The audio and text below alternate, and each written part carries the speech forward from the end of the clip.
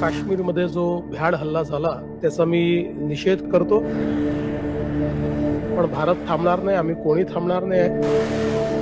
त्याच वेळी हल्लेखोरांना आणि हल्लेखोरांच्या पाठीमागे जे काही मास्टर माइंड असेल त्याला योग्य उत्तर भारत निश्चितपणे देईल। जिन्होंने ये हमला किया है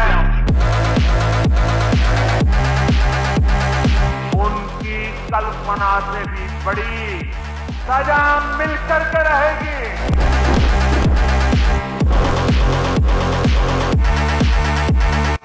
एअर स्ट्राईक करून दहशतवाद्यांचे 9 अड्डे पूर्णपणे ध्वस्त करण्यात आलेले आहेत।